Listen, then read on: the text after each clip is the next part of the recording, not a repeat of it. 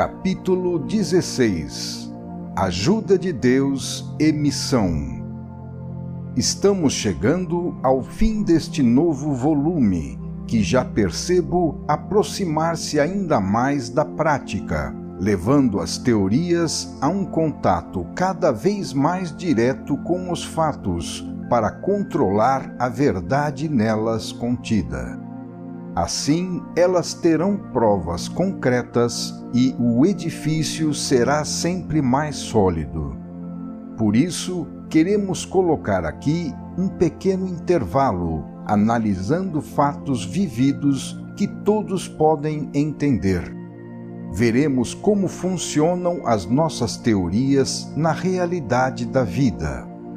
Para bem entender um livro, o leitor deveria conhecer também o reverso da medalha, considerando as condições em que se encontrava o autor no período em que ele o escreveu.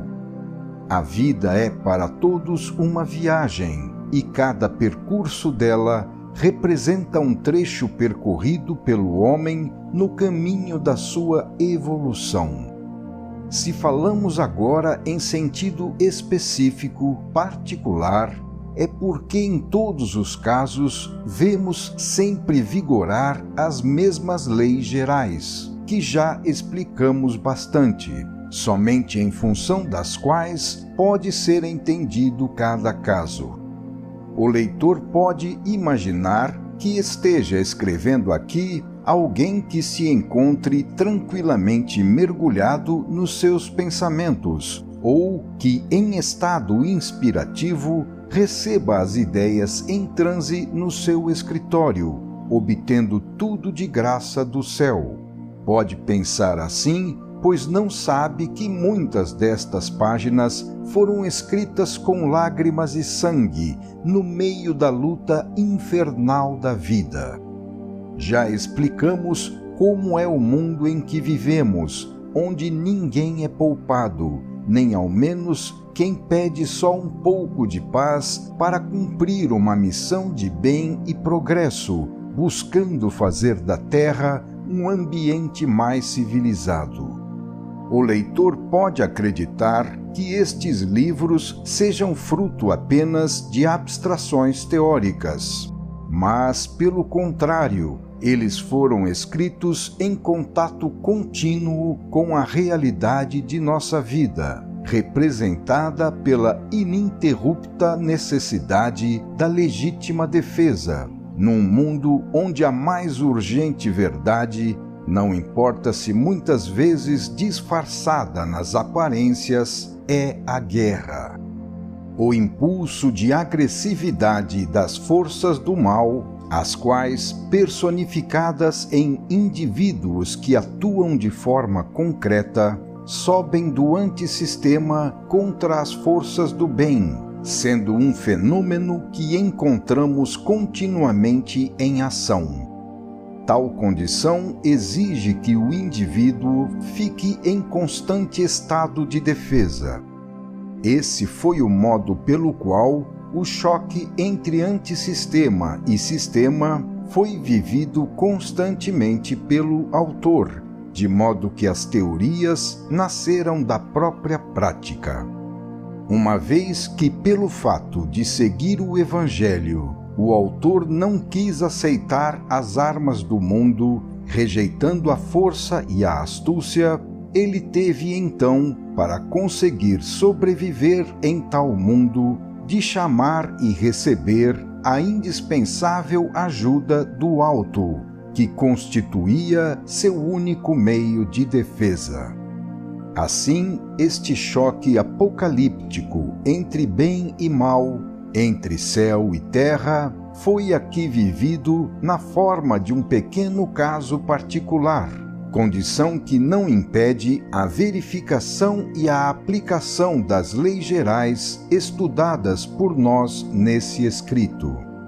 Este livro representa o trecho da minha vida e seu respectivo trabalho de evolução que abrange o período dos meus 74 e 75 anos.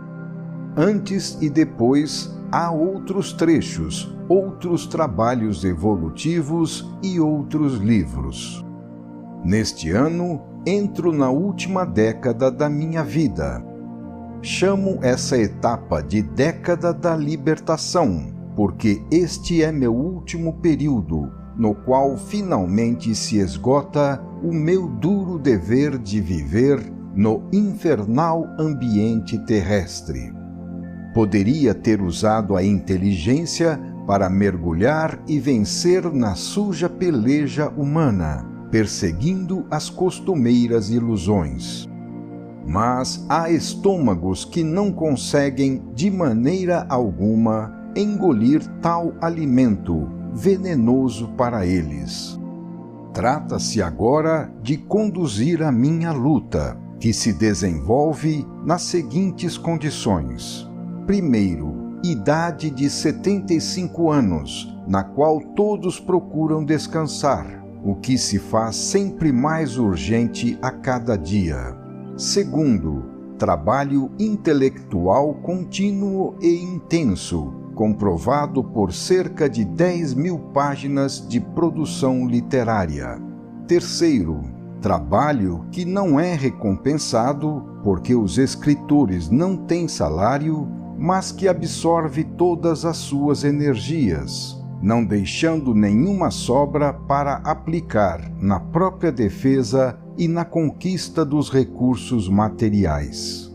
Quarto, a incerteza de quem, sem nenhuma fonte de renda, tem que se humilhar todos os dias pedindo esmola. Quinto, preocupação contínua para providenciar as necessidades da família, condição muito mais difícil de resolver do que a de um homem sozinho, como no caso de São Francisco. Sexto, voto de pobreza apenas pessoal, que não se aplica nem se pode impor aos outros, condição semelhante ao das ordens franciscanas, onde a pobreza é individual, mas a ordem pode possuir. Sétimo, apesar de todas as dificuldades, ter que dispor de uma casa e de um mínimo indispensável para sustentar a vida do corpo, sem o que nenhum trabalho é possível, embora alguns exigissem pobreza absoluta, o que significava destruir o indivíduo e com ele a missão e a obra. Oitavo, ter nestas condições a responsabilidade de toda a família. A mulher idosa, paralítica há quase 2 anos, precisando de médico, remédios caríssimos e assistência 24 horas por dia. A filha, incumbida de fazer o trabalho doméstico, cuidar das roupas, etc., e ainda mais 2 netinhas para criar. Nono, inexistência na família de alguém que possa trabalhar remunerado, dependendo assim de alguns amigos que colaboram com a obra gratuitamente. Décimo, tudo isto num momento em que, pela contínua desvalorização da moeda, as coisas se tornam mais caras. Quem foi chamado a cumprir uma missão de espiritualidade em nosso mundo não pode possuir as qualidades necessárias para triunfar nele, porque tem que dar o exemplo, vivendo os seus ensinamentos, e possuir as qualidades opostas, inadequadas para serem vividas no ambiente terrestre. Quem, por evolução, conquistou o instinto da honestidade, pensa que os outros, assim como ele, também sejam honestos, e é por isso levado naturalmente a confiar.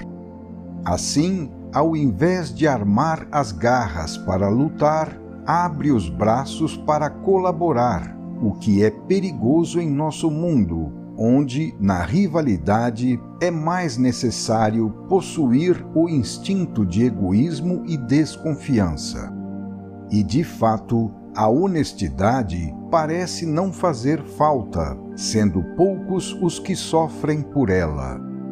Como dizia Maquiavel, útil não é procurar ser honesto, mas sim apenas parecer honesto por fora, de modo que por uma sabedoria especializada nesse sentido, torna-se possível ser desonesto sem que isso apareça por fora, condição da qual os que não sabem se aproveitar para fazer os seus negócios são julgados ineptos.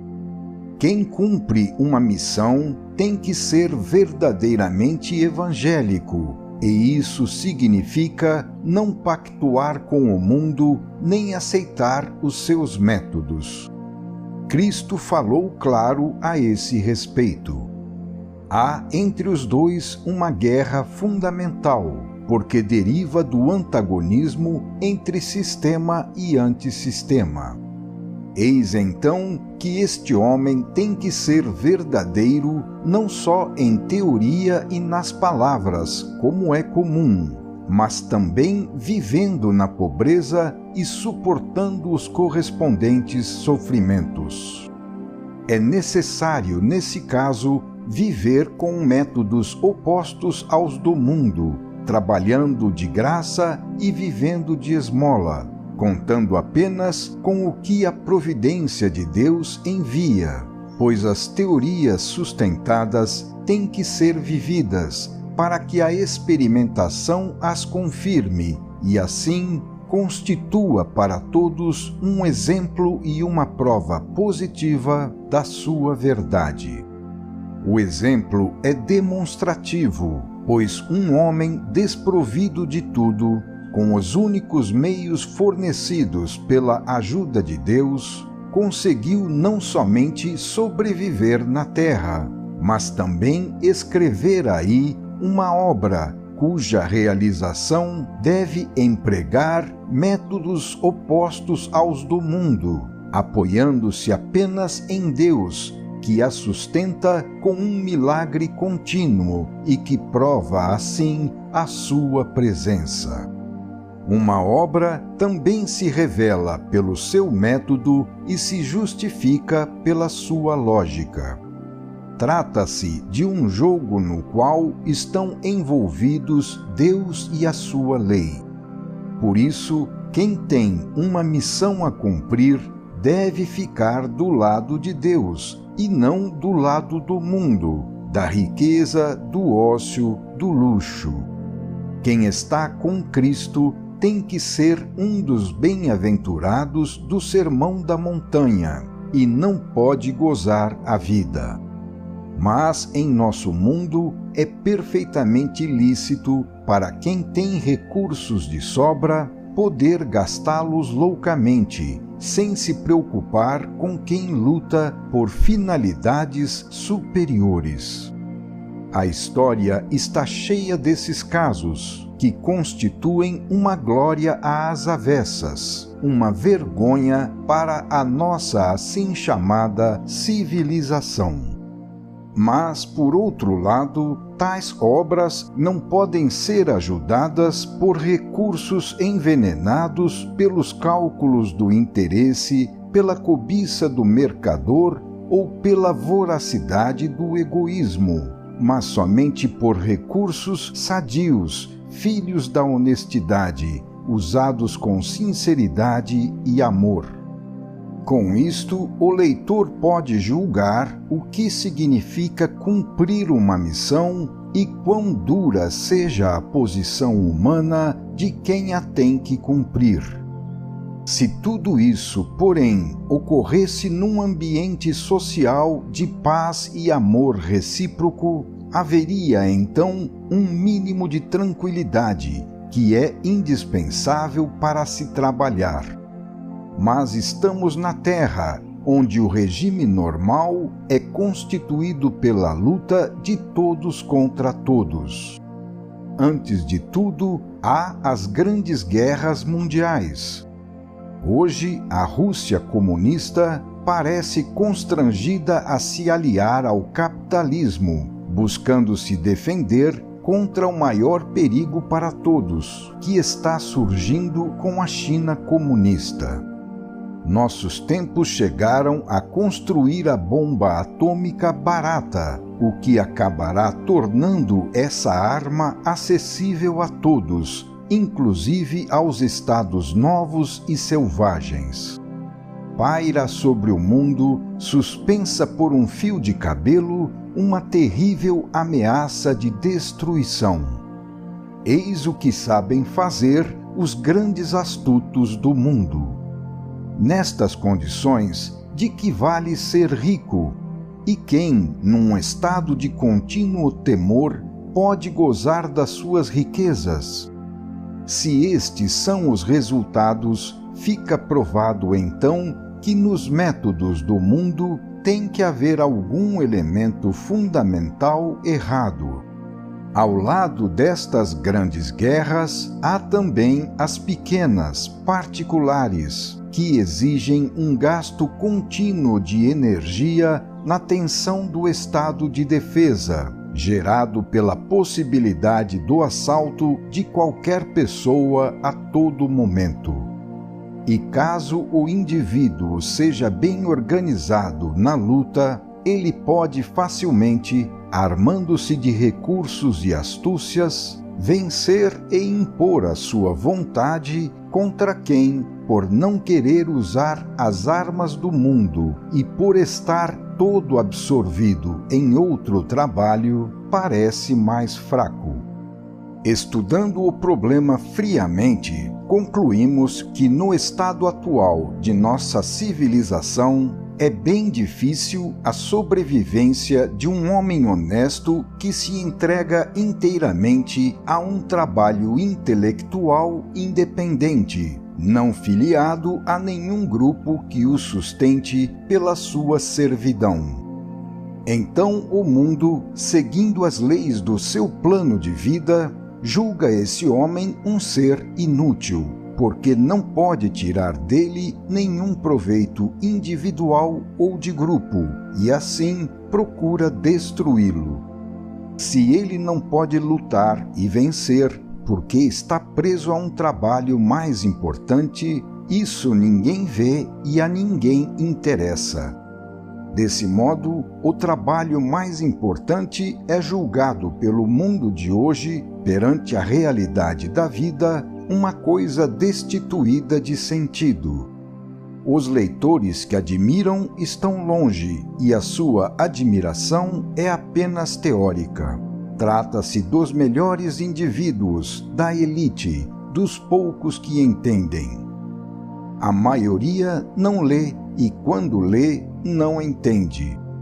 A glória é um peso e não uma ajuda, porque ela depende das exigências da maioria, que a tributa somente quando quem a recebe satisfaz os gostos dominantes dos glorificadores.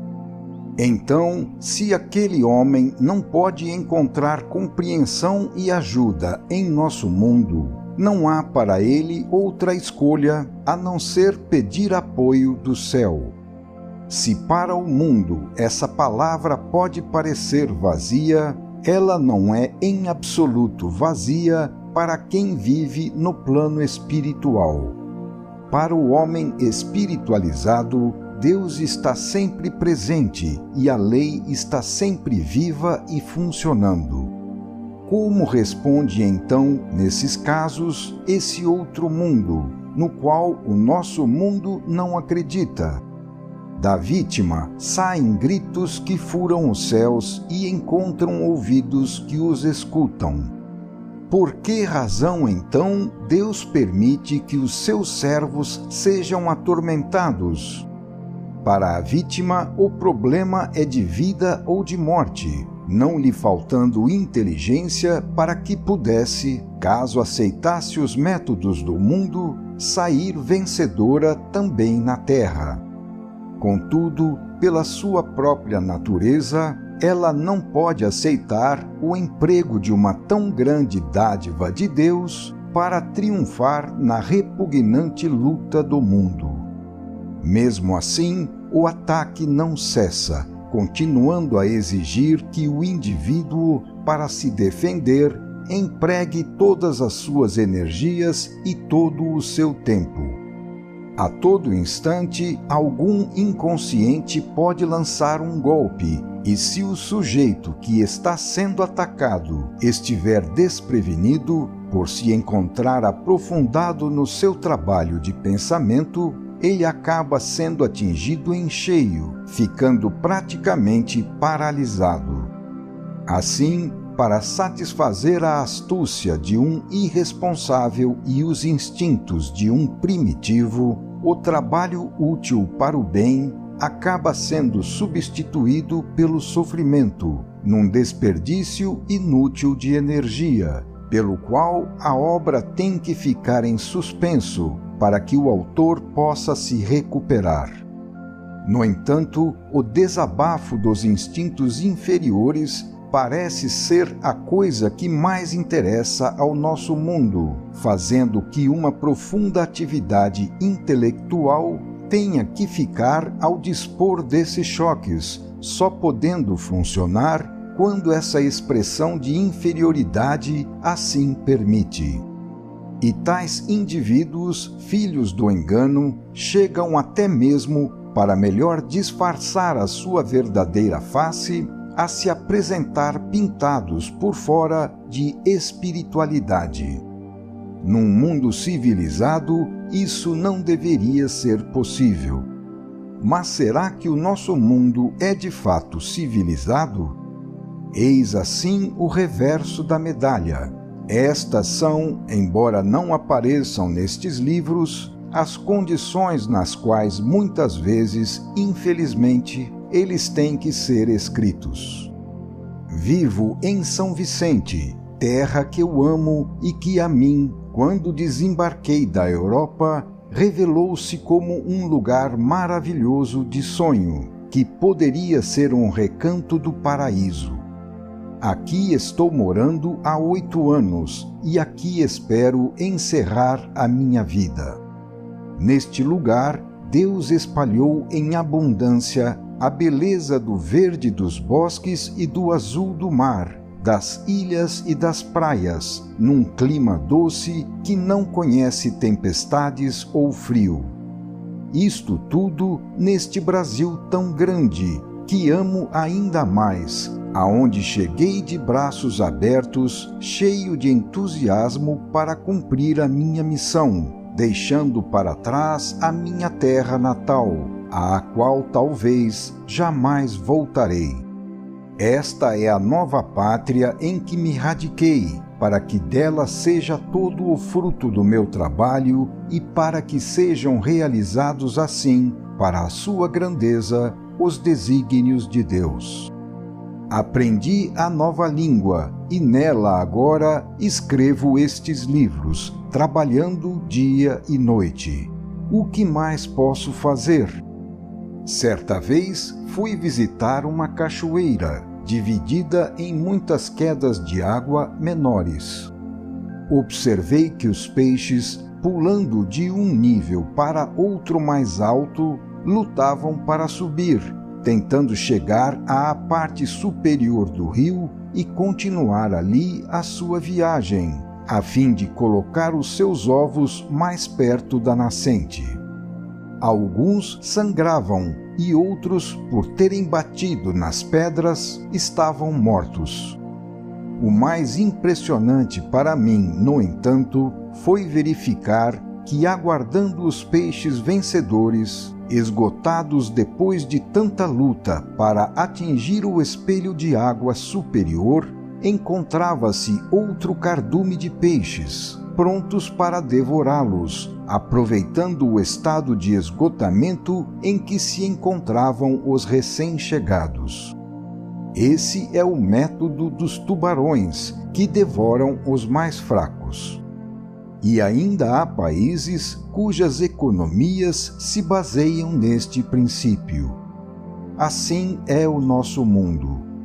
Parece que sem um contínuo milagre de Deus, não é possível realizar em nosso mundo um trabalho intelectual e espiritual profundo empregando nele todas as energias, pois essas energias são constantemente exigidas na luta pela vida. Muitas vezes, trabalhos parecidos são realizados, mas trata-se apenas de aparência, pois eles estão substancialmente dirigidos para outras finalidades, de vantagem prática e imediata, representando um fruto que a forma mental humana entende muito bem. Tais tipos de trabalho recebem, assim, prontamente a sua recompensa. Mas como se pode exigir que todos entendam a utilidade de uma atividade tão fora do comum quando a grande maioria atingiu apenas uma genérica sensibilização nervosa, unicamente dentro da qual ela sabe vibrar, não tendo ainda desenvolvido as células cerebrais do pensamento, que são indispensáveis para compreender? Se para ajudar quem cumpre uma missão não há senão o céu, como age então tal indivíduo? Por que Deus permite tudo isto? Será isso parte das normas da lei? Ou será que desejar fazer alguma coisa para a salvação do mundo é um erro, pois a humanidade merece ser destruída? Será que é de fato uma loucura querer fazer o bem ao próximo? O mundo ri desses problemas, mas eles são fundamentais para quem cumpre uma missão. Quando alguém, empregando todas as suas forças para enfrentar, com risco e perigo para si próprio, as reações de um ambiente hostil, está determinado, custe o que custar, a seguir a lei, há momentos em que ela tem que se manifestar e intervir. Pela sua própria lógica, a lei está empenhada na defesa do seu instrumento e não pode deixar de ajudá-lo se não quiser que a missão fracasse por culpa dela. Seria um absurdo inadmissível que um patrão essencialmente justo abandonasse um empregado cumpridor do seu dever. Se o mundo, pelo fato de não ser possível a lei se manifestar para ele, senão como reação punitiva, não entende essa conversa, então que ele fique dentro dela na posição emborcada que escolheu. Mas para os desesperançados do mundo será de grande consolo saber que existe justiça, poder ver onde ela está e verificar a sua realização, constatando que a lei funciona de fato, como estamos observando aqui nos resultados positivos de nossa experimentação. Agora não estamos mais no terreno das teorias, mas sim de fatos que se realizam quando o homem trabalha com meios e métodos situados acima do mundo. Então, não há mais dúvida, a lei funciona e o bem acaba vencendo. Mas por que, como há pouco perguntamos, Deus permite que tudo isto se realize nesta forma? Por que Ele permite que o mal agrida o bem, atormentando quem o representa e o cumpre? Por que é concedido ao mal o poder de embaraçar Deus e constrangê-lo, no final, a intervir com milagres para a defesa do bem? Porque, para atingir os seus objetivos, Deus escolheu um caminho tão longo e torcido, que implica tal desperdício de forças do bem na luta contra as forças do mal? Isto acontece porque Deus não quer amarrar a liberdade do ser, pois sem ela o ser se tornaria um autômato irresponsável e assim não poderia experimentar para aprender, ficando impossibilitado de evoluir e se salvar. Então os maus podem fazer o mal que desejarem, mas um dia terão de ajustar contas com a lei, pagando com a sua própria dor, o que representa para eles uma saudável lição, necessária porque não entendem outra coisa, constituindo um tratamento indispensável para curá-los, o que não seria possível de outro modo. Há também o fato de que Deus ajuda os bons, defendendo-os, fortalecendo-os por meio da luta, recompensando o seu esforço e assim premiando a sua virtude. É desse modo que num regime de liberdade pode ser realizada a perfeita justiça. Eis a razão pela qual Deus permite que tudo isto se realize desta forma. No fim, cada um, permanecendo livre, acaba recebendo e sendo pago conforme o seu merecimento. No meio de um volume de teorias, esta rápida digressão, compreensível porque nos levou ao terreno prático, será um descanso para o leitor. Para quem escreve, ela será um desabafo, um controle, um exame de consciência, uma confissão a Deus e uma tomada de contato com o alto, numa hora dura de maior sofrimento. Estamos no início do ano de 1961, quando, após longa e oblíqua perseguição, um golpe maior chegou nestes dias e absorveu toda a minha energia, procurando destruir o meu pensamento, trabalho e obra. O agressor, por ter planejado a sua estratégia, pôde rir-se da justiça humana, não sabendo, porém, que a justiça de Deus está acima dela. Assim, de um momento para outro, ele acabou triturado pela lei, principalmente porque o agredido, perdoando, saiu da peleja, que então não era mais entre dois homens, mas sim entre um homem e a lei, condição que colocou o agressor em posição de absoluta inferioridade na luta, como aconteceria com uma formiga contra um gigante. O agressor não podia deixar de ficar vencido, porque havia se colocado contra uma lei todo-poderosa e não do lado da justiça, como fez o agredido inocente, que se colocou do lado oposto, dentro da lei, defendendo-se com ela. Agora, como se desenvolve na prática a estratégia da lei? Nos momentos tranquilos, a voz interior e a figura de Cristo ficam quietas, como que adormecidas. Quando chega o sucesso no mundo, elas se afastam, desaparecendo nas vitórias obtidas no plano humano. Mas eis que tão logo se desencadeia um ataque, o espírito da vítima lança-se desesperadamente em busca do alto, único lugar de onde ela sabe que pode chegar a ajuda. O apelo é tanto mais poderoso quanto mais feroz for o ataque recebido. No estado de tranquilidade, tais apelos não podem nascer. É um apelo de natureza tão viva e escaldante que provoca a resposta. Isto quer dizer que o primeiro resultado da agressão da maldade humana é acordar a voz interior, atraindo para perto a figura de Cristo e tornando mais sensível a sua presença. Quem está do lado de Cristo não pode deixar de seguir o exemplo que ele nos deu na hora do Getsemane. Então, o que chama e movimenta o céu é o apelo da vítima, torturada por querer viver o Evangelho num mundo de lobos.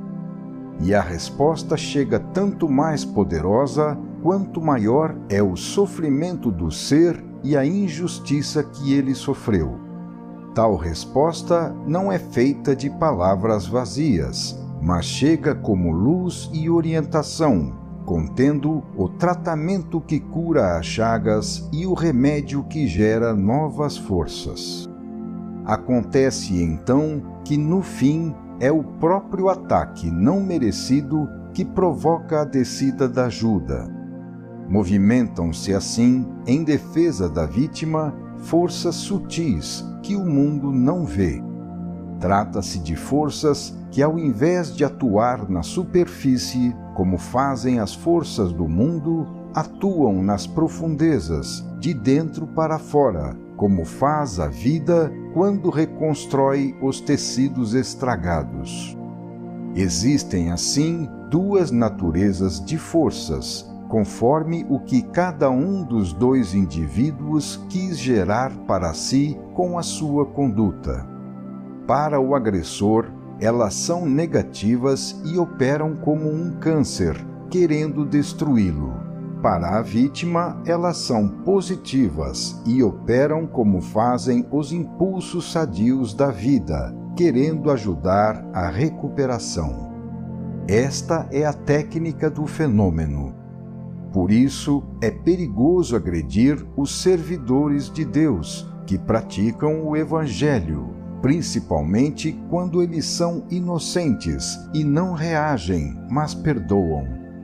Trata-se de uma técnica difícil de entender para o mundo, porque ele está situado nos antípodas, mergulhado no antissistema, fora da lei, enquanto a defesa do inocente é realizada através de forças de natureza oposta, situadas no sistema, de origem central e não periférica, de atuação interior e não exterior. Assim, a presença de Deus, para quem entende, torna-se uma coisa real, tangível nos seus efeitos. O homem do mundo fica enganado, porque ele não vê chegar nada de fora. Ninguém corre, não há barulho, pressa ou ânsia, inexiste a incerteza das tentativas. O homem comum fica enganado por essa falta das qualidades que fazem parte do seu método de luta.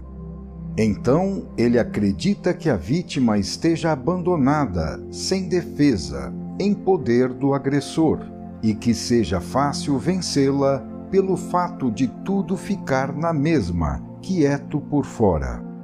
O movimento, porém, é grande, mas todo ele íntimo, não perceptível para os sentidos comuns.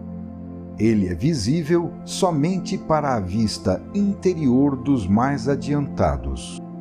Os efeitos não são imediatos, apressados, provisórios, mas sim amadurecidos a longo prazo, inevitáveis e duradouros.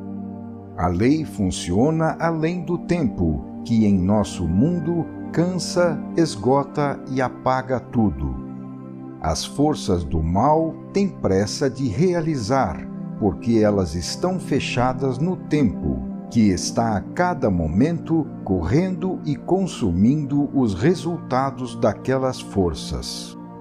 É lógico que as forças do bem trabalhem em harmonia e com métodos opostos. Vi muitas vezes com os meus olhos os agressores abandonados por Deus à terrível reação da lei. O perdão da vítima trabalha em favor dela mesma e não do seu agressor. O perdão não pode alterar a lei e parar a justiça de Deus. Ninguém pode. A lei tem que ser executada fatalmente. E, de fato, vimos que por um natural desenvolvimento de forças, a agressão da parte do homem injusto acaba automaticamente provocando a intervenção da lei, que então funciona em defesa do justo inocente. Uma vez que eu sabia disso, e assim podia ver o perigo em que o agressor, por sua própria ação, havia se lançado, o que mais poderia eu fazer se não procurar avisá-lo para ele se salvar? Mas o agressor, com a sua forma mental emborcada no antissistema, não podia compreender, interpretando essa ajuda, pelo contrário, como uma ameaça, uma reação de vingança, o que excitava ainda mais a sua agressividade. É lógico que, julgando com a forma mental oposta, tudo pareça ser o contrário do que de fato é. Procurei então orar a Deus para que afastasse dele a fatal reação da sua justiça. Eis qual era sempre a resposta, abre aspas, se tu, impulsionado pela voz interior, previste e falaste avisando, isso foi apenas uma prevenção para que o perigo fosse evitado, e não uma maldição ou vingança. Deixa o agressor acreditar no que ele quiser. Ele não entende a lei. Cabe a ti continuar perdoando. A justiça pertence somente a Deus. Quem reage, odeia e se vinga, passando com isso do lado da razão para o lado do erro, e tu sabes que cada erro tem que ser pago. Perdoa e esquece. Afasta-te do agressor, que está preparando para si mesmo a própria punição. Não cometas o erro de te ligares a ele com a tua reação e te expores ao perigo. A luta dele agora não é mais contra ti, mas sim contra a lei, que está encarregada da defesa dos que perdoam. Trata-se de uma defesa infalível, muito mais poderosa do que tu poderias realizar, e contra a qual a força e a astúcia dos homens nada podem. Fecha aspas. Esta foi a resposta. Então percebi um movimento subterrâneo, secreto e profundo, interior às coisas, como os que sobem das entranhas da terra para estourar depois na superfície em forma de cataclismos. É um fato que assusta pelo seu imenso e silencioso poder. Pude perceber esse poder em outra ocasião a respeito de outro senhor, que se aproveitou da minha bondade, desapiedado na sua voracidade. 1 ano depois, ele estava paralítico, e fui um dos poucos que o visitou neste período, quando ele se encontrava em sofrimento. Orei para ele ficar bom, mas não pude parar a mão de Deus. É terrível quando a reação da lei acorda, mas ela não pode deixar de se levantar depois de ter sido excitada pelas forças negativas do mal, que têm então de receber sobre si mesmas o choque das forças reativas da lei. O mal acaba se tornando um câncer que se desenvolve para sua própria destruição. Pude assim, experimentalmente, ver como se desenvolve a luta entre o bem e o mal, observando as suas estratégias opostas. Tudo que pertence ao bem é sustentado pela sua força interior. Tudo que pertence ao mal é sustentado por uma enganadora força de superfície, que não basta para suprir a fraqueza interior. Pude averiguar nos fatos que a lei existe e funciona, reagindo contra quem a ofende. Vamos assim explicando para o mundo quão perfeitamente lógico é o absurdo evangélico do perdão. O evangelho não pode ser entendido a não ser que o penetremos em toda a sua profundeza. E vimos também, em termos racionais, como se desenvolve a luta entre Cristo e o mundo. Estamos aqui demonstrando a coisa mais difícil de ser admitida pelo mundo, evidenciando que o homem evangélico, que perdoa naturalmente, é de fato o mais forte. Onde está e como se explica essa sua força? Quem está do lado do bem possui a vantagem de ter a sua natureza constituída pelas forças positivas do sistema. Quem está do lado do mal possui a desvantagem de ter a sua natureza constituída pelas forças negativas do antissistema. O fato de pertencer ao antissistema e à sua negatividade representa o ponto fraco da força do mundo, sendo esta sua fundamental fraqueza interior que a impede de vencer as forças do alto. Ninguém pode mudar a lei, que é o ponto de referência em função do qual tudo existe. Ora, o poder das forças do bem está no fato de serem alimentadas pela lei, e a fraqueza das forças do mal está no fato de serem minadas pela lei. Em termos práticos, o ponto fraco da força é que ela pode ser injustiça, e o ponto fraco da astúcia é que ela pode ser mentira. A prova de que o bem é o mais forte está no fato de que ele sabe vencer as forças destruidoras pertencentes ao mal, sempre reconstruindo tudo, sem o que tudo já teria fracassado há muito tempo. É assim que, em substância, o nosso mundo é um gigante com pés de barro. Ele sente a fraqueza da sua força e, tentando sustentá-la, procura acrescentar a essa fraqueza sempre uma nova força, sem entender que, somando negatividade à negatividade, não se pode atingir senão uma negatividade ainda maior, aumentando assim a própria fraqueza. É como querer aumentar a força ingerindo álcool.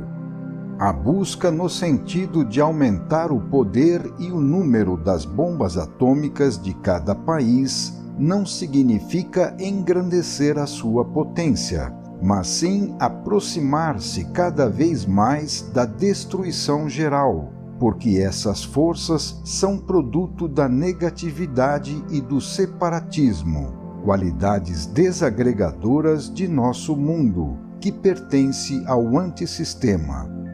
Por isso, as modernas descobertas científicas, apesar de constituírem um maravilhoso fruto da inteligência, acabam, na prática, realizando-se e funcionando em posição emborcada, voltando-se para o mal e não para o bem. Devido ao baixo nível evolutivo do biótipo dominante, estas descobertas, que poderiam ser um poderoso meio de defesa e segurança para a civilização, representam, na realidade, mesmo parecendo uma vantagem em razão do aspecto positivo de sua natureza, o maior perigo para a vida de toda a humanidade, porque estão dirigidas pelos impulsos de negatividade do antissistema. Mas, dado o princípio separatista do antissistema vigente em nosso mundo, tudo isto é lógico. É devido a esse princípio que, tão logo uma força se manifesta em nosso mundo, ela gera a sua correspondente fraqueza, produzindo o seu elemento oposto natural, encarregado, como seu antagonista, de neutralizar aquela força. Assim, ao invés de uma vitória definitiva, a força gera apenas luta e destruição permanentes. Outro resultado não poderia produzir uma força que, no exato instante do seu nascimento, produz uma força contrária, paralela e oposta. A luta entre Alemanha e Inglaterra na última guerra em vez de chegar a uma solução definitiva, terminou dando origem a outra luta, desta vez entre a Rússia e os Estados Unidos, num embate que, para resolver definitivamente o problema, ameaça agora destruir o mundo. Então, tal poderio nada mais é senão uma pseudo-força, um engano para chegar às habituais ilusões humanas.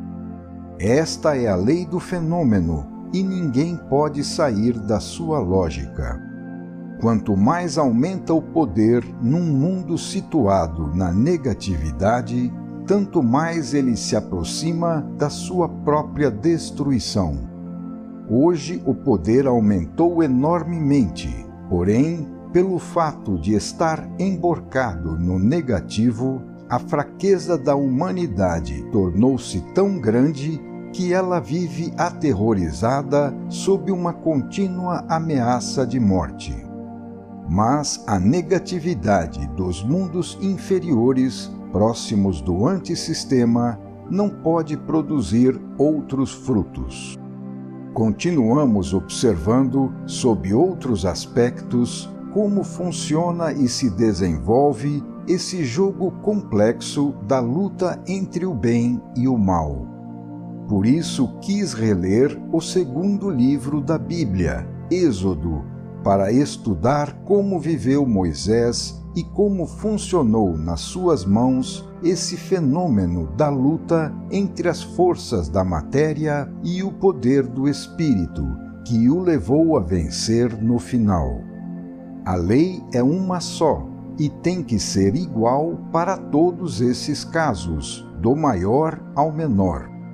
Então, também podemos descobrir quais são os princípios da lei estudando a Bíblia. Nesse caso, vemos que Deus deixa atuar livremente as forças do seu inimigo, o mal. Mas por que isso, se Deus é todo-poderoso? Por que razão ele deixa o mal atrapalhar o trabalho de bem realizado pelos seus operários? Na terra, as forças do bem, assim como as forças do mal, tomam forma concreta e se manifestam personificadas em indivíduos particulares, que pelas suas qualidades são aptos a incorporá-las e assim a representá-las.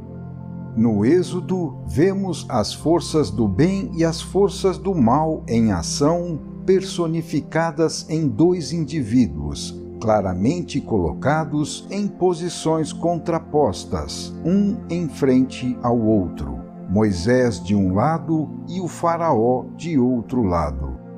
Moisés possui a orientação que recebe da voz de Deus e o poder dos seus milagres. O Faraó possui a arma de suas astúcias mentirosas e o poder dos seus exércitos.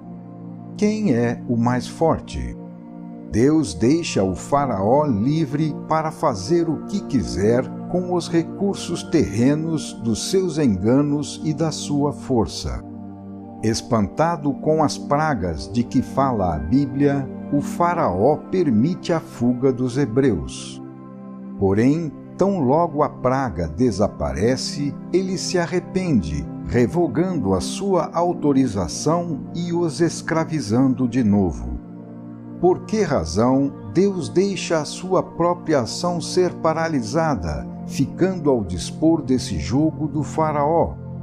Parece que falta a Deus a força para vencer, porque ele tem que iniciar outra vez a sua luta. Parece então que é o Faraó quem manda e que Deus é o seu servidor, porque a cada passo Deus tem que correr atrás dos problemas para remendar um trabalho mal feito por ele mesmo. Que valor têm os milagres feitos por Deus se depois o Faraó tem o poder de destruir o seu fruto? Eis as palavras da Bíblia, abre aspas, os meus sinais tenho feito entre eles para que saibais que eu sou o Senhor. Fecha aspas. Êxodo, capítulo 10, versículo 2. Abre aspas. O Senhor dissera a Moisés: o Faraó não vos escutará, para que as minhas maravilhas se multipliquem na terra do Egito. Fecha aspas. Êxodo, capítulo 11, versículo 9. Então Deus usava tal método para que ficasse bem entendido, sobretudo para o seu povo, que ele era o mais forte, sendo quem, pelo seu poder, mais convencia os hebreus e estava acima de todos os outros deuses. A estratégia de Deus é a seguinte: o bem deixa o mal livre, permitindo que ele vença, para que o bem possa reagir depois em proporção à culpa ou violação cometida. Isso porque a lei não pode, por sua própria iniciativa, movimentar-se contra o ser enquanto ele não a houver ofendido, mas pode apenas responder à ofensa, retribuindo na mesma qualidade e medida o choque recebido. Pelo princípio de justiça, a reação da lei tem que ser merecida e, por isso, gerada apenas pelo próprio ser. Somente quando o pecado já foi cometido, a pena lhe será então imposta, conforme a justiça da lei.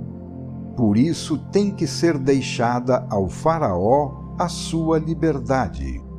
Já vimos que aos filhos de Deus não se pode tirar a liberdade, sua qualidade de origem, mesmo quando se tornam criaturas do mal.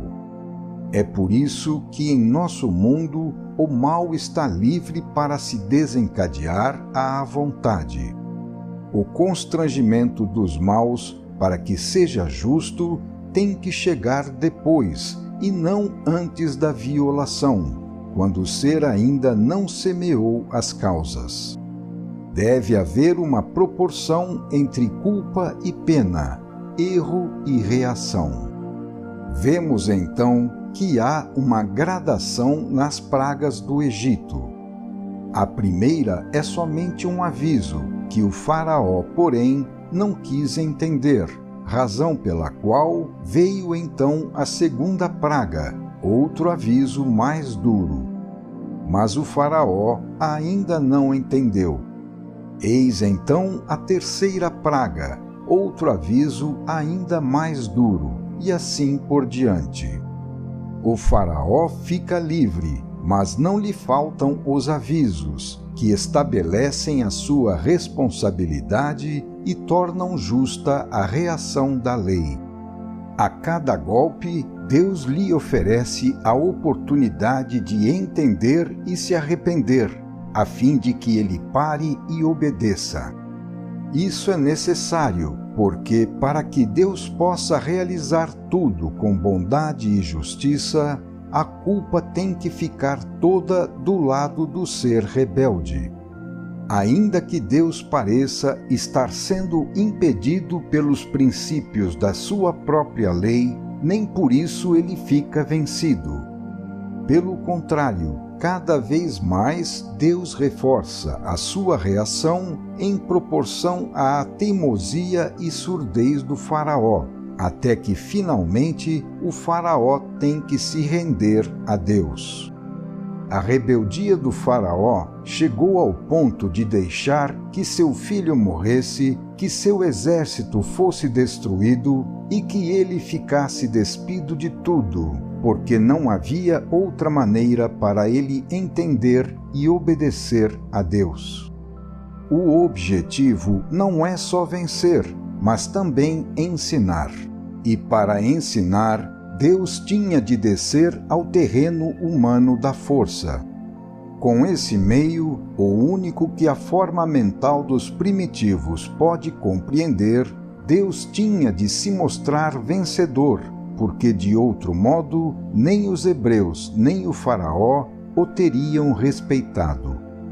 Tal biótipo não se ajoelha senão perante o mais poderoso, e não lhe obedece se esse poder não se impuser sobre sua vontade, infligindo dano aos rebeldes.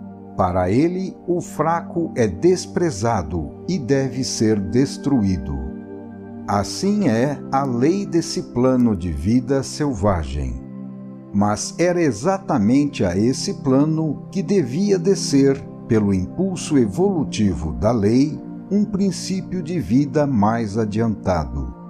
Foi necessário, assim, que o nível superior se adaptasse ao nível inferior, mas permanecendo superior.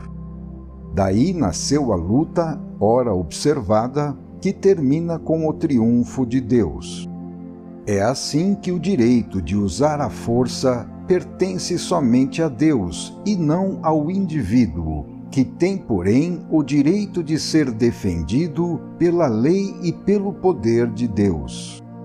É assim que na Terra permite-se ao mal a possibilidade para agredir, atormentar e dificultar o bem, mas não para vencê-lo. A derrota de Deus é apenas momentânea e aparente. A vitória chega somente no fim, depois de ter deixado o mal se desencadear à vontade. Nesse momento, o bem triunfa e as criaturas do mal têm que pagar à lei aquilo que devem. Mas como poderiam essas criaturas ter de pagar se não tivessem antes livremente merecido esse mal? E que vitória seria a do bem? Que prova de valor e superioridade ela teria se fosse atingida sem esforço e sem merecimento? É por isso que Deus deixa ao instrumento humano todo o trabalho dessa luta, que pertence ao indivíduo também porque, cumprindo uma missão, ele deve realizar ao mesmo tempo a sua elevação pessoal para um plano mais adiantado de vida. A ajuda de Deus pode chegar ao instrumento somente quando ela é indispensável, após o indivíduo ter realizado com o seu esforço tudo o que estava ao seu alcance realizar. E quando tudo isto tiver sido feito, então aparece a ajuda prodigiosa do alto para salvá-lo. Deus fica olhando e vigiando tudo, velando sempre por sua criatura, que ele jamais abandona. Quem está sozinho de verdade é o homem que trabalha sem Deus.